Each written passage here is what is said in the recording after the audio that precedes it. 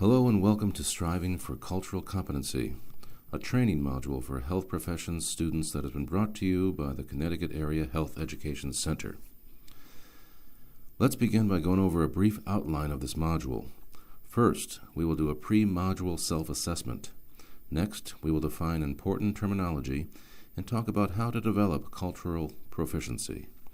Then we will discuss health, illness, and culture, which will be followed by cross-cultural communication in the healthcare setting. We're going to give you tools to help you become a better cross-cultural communicator. The module will end with 2 activities that are short and fun. Lastly, don't forget to do your post-module self-assessment. This module should take about 45 minutes. The objectives of this module are as follows. 1. Define the implications of race, ethnicity, and culture in healthcare. 2. Describe the link between cultural health and illness. And 3. Identify strategies to manage one's personal beliefs and biases. We hope you enjoy it. Before diving deep into the content of this module, please take a few minutes to complete the pre-module self-assessment. Please click on the evaluation link to begin.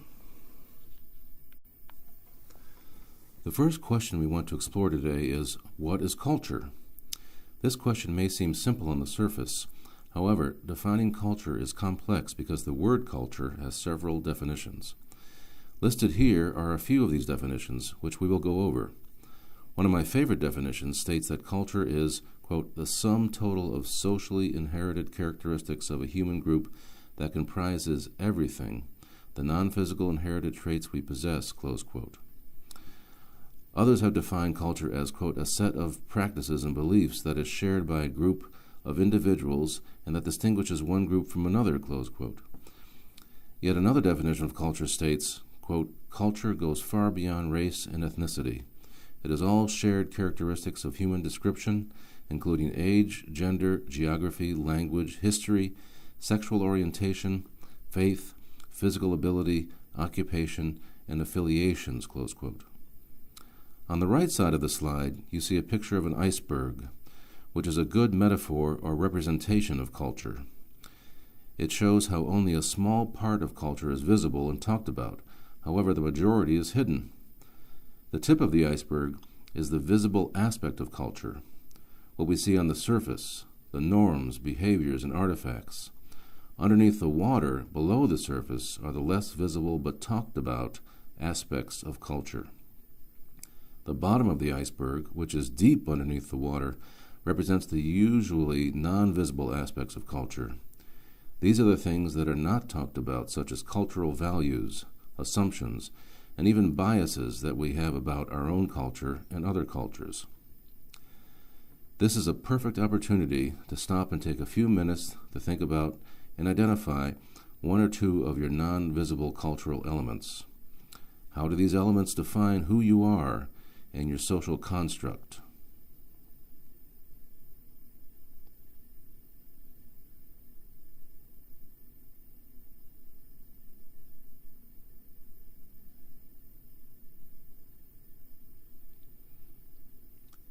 How and when are these elements exposed to others?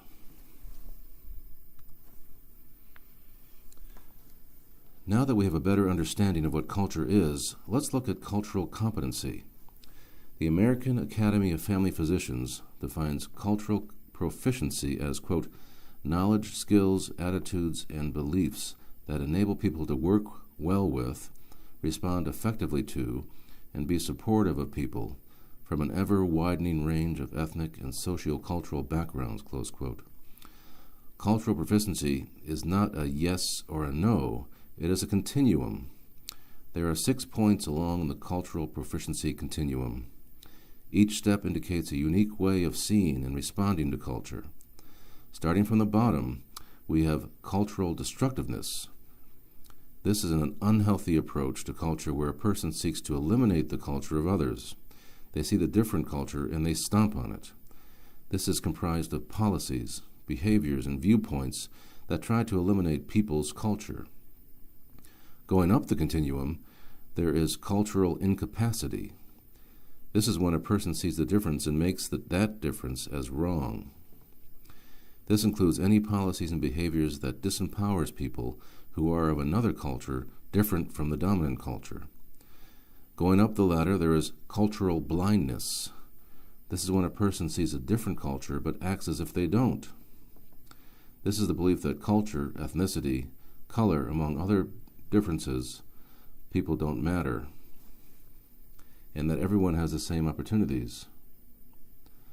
The next 3 points of cultural proficiency along the continuum are healthier, and we hope that if you are not here, then we can help you get here. Cultural pre-competence is the next step on the continuum. This is when a person sees the difference, understands it, but may respond inappropriately.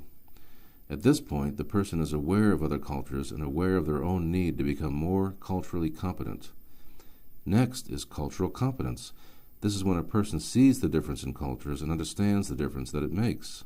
It means accepting and respecting differences and continuing self-assessment. Lastly, at the top, there is cultural proficiency.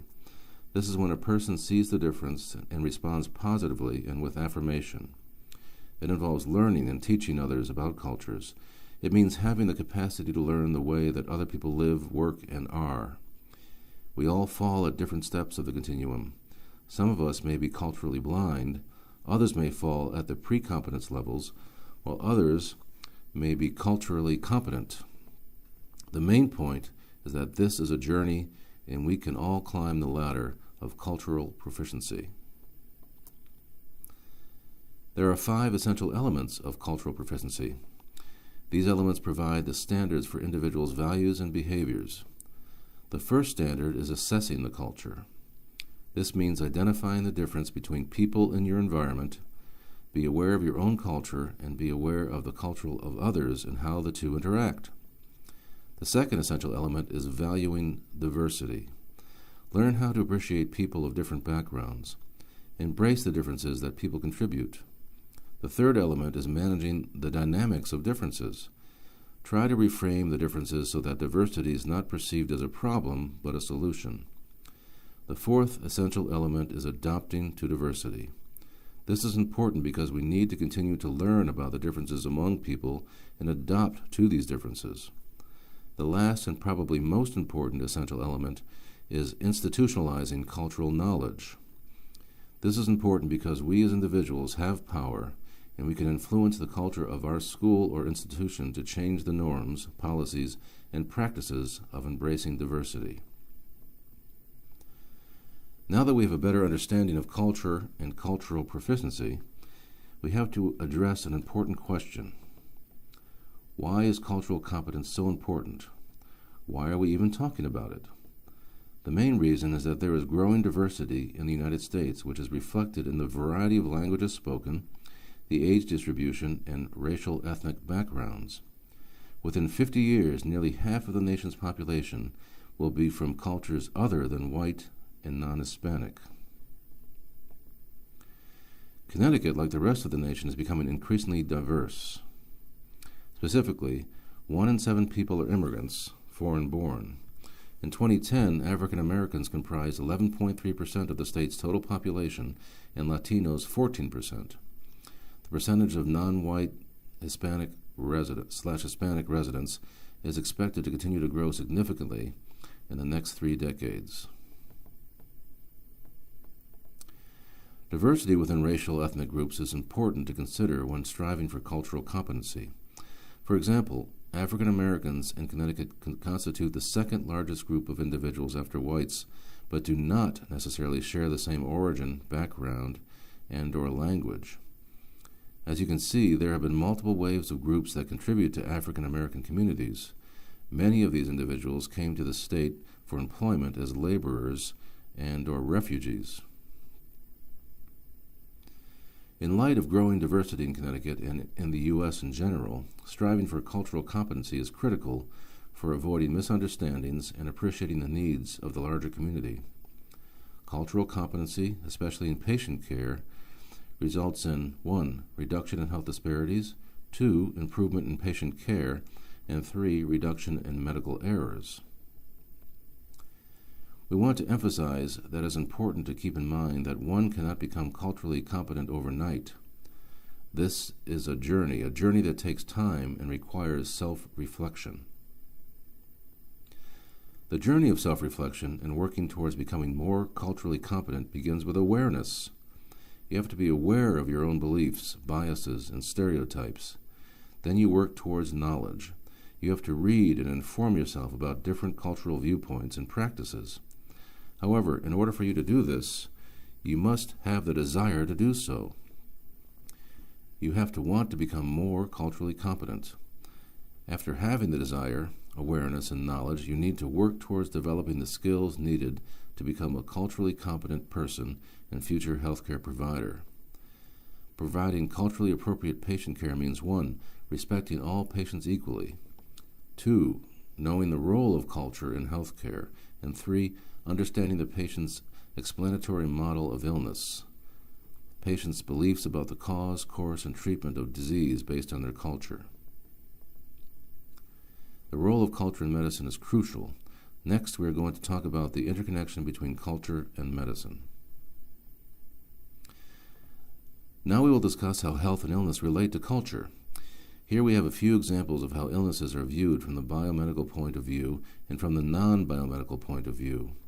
The table on the left gives examples of common diseases, their cause and treatment in the biomedical systems. Examples. The flu is caused by a virus and the treatment includes medications for symptom control. Meningitis is caused by bacteria and the treatment includes antibiotics. Sickle cell anemia is a genetic disease and various meds are used to control symptoms. It is important to keep in mind that patients who come from other cultures may not hold this biomedical system point of view. Let's look at the table on the right to see how similar illnesses are viewed from a non-biomedical point of view. Fatigue and body aches are due to a loss of soul, and treatment includes seeing a spiritual healer to perform certain rituals. Seizures are due to retaliation by ancestors, and treatment may include rituals. Vomiting or stomach ache is due to an imbalance of hot and cold foods, and the treatment may include herbal plants. As you can see, these systems are very different from one another. Therefore, when a patient from a different culture comes in to see you and you talk to them with the biomedical system in mind, it can create misunderstanding. This misunderstanding, due to a clash of cultures, leads to poor patient care. Like in the United States, diversity exists in many of the countries comprising Latin America and the Caribbean. Although there may be common elements within the broader culture, there are equally as many different cultures and norms. The most common religion in Central America and the Caribbean is Christianity, although many other religions also exist. Some of these religions being specific to local regions and may include Espiritismo, Santeria, etc. Regardless of the religion, countries from Latin America and the Caribbean have embedded in their culture the use of natural remedies and other beliefs as described in this slide.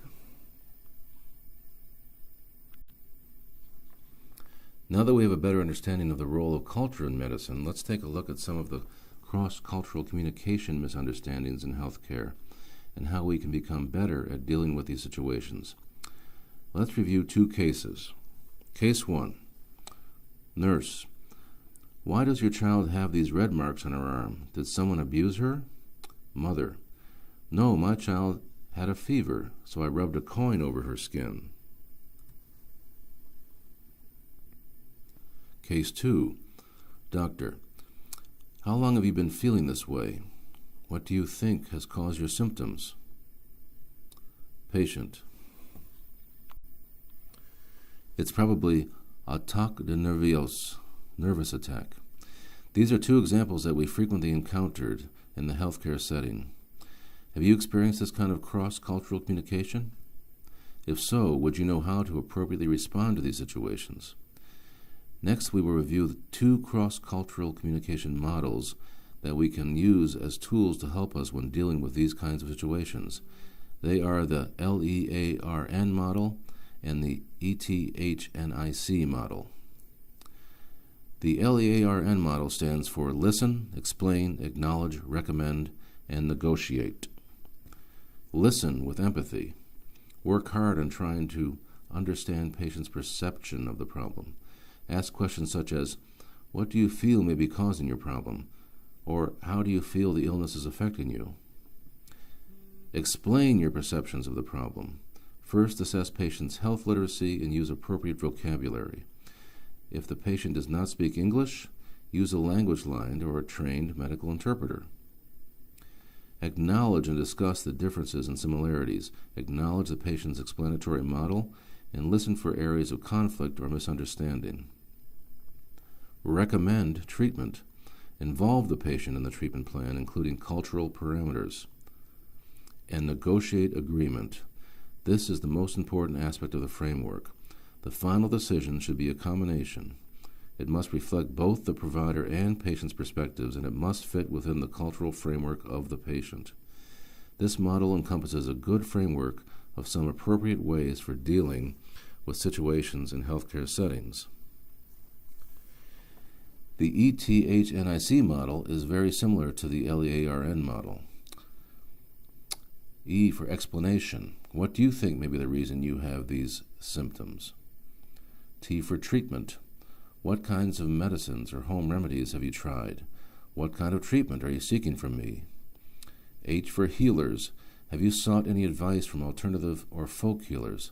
Tell me about it. N for negotiation. Negotiate options that are mutually acceptable to you and your patient. Incorporate your patient's beliefs and cultural practices. I for intervention. Determine an intervention with the patient's input. And C for collaboration. Work with the patient, his or her family members, and other healthcare team members and community resources.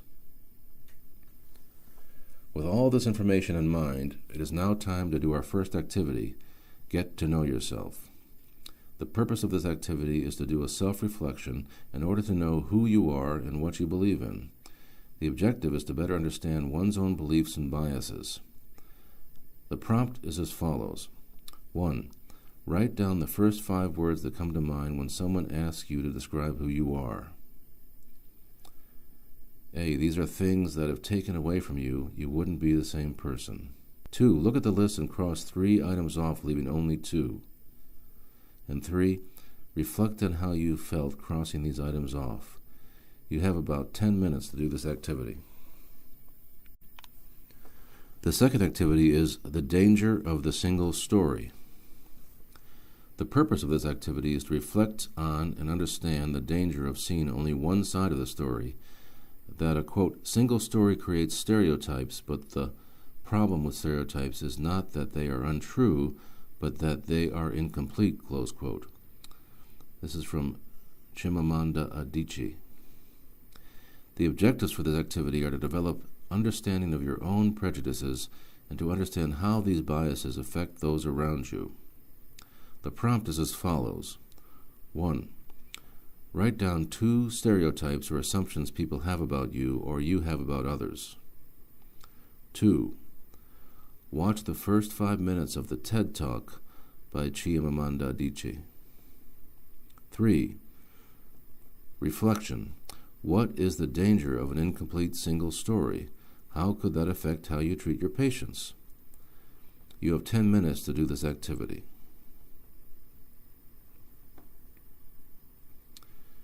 Here are a few links to learn more about cultural competency and embracing diversity.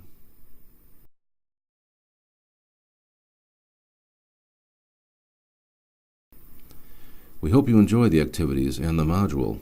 This module was meant to get you thinking about the critical role culture plays in healthcare. Now it is up to you to continue the journey towards cultural proficiency. Please take a few minutes to complete the post-module self-assessment. Thank you for doing this module.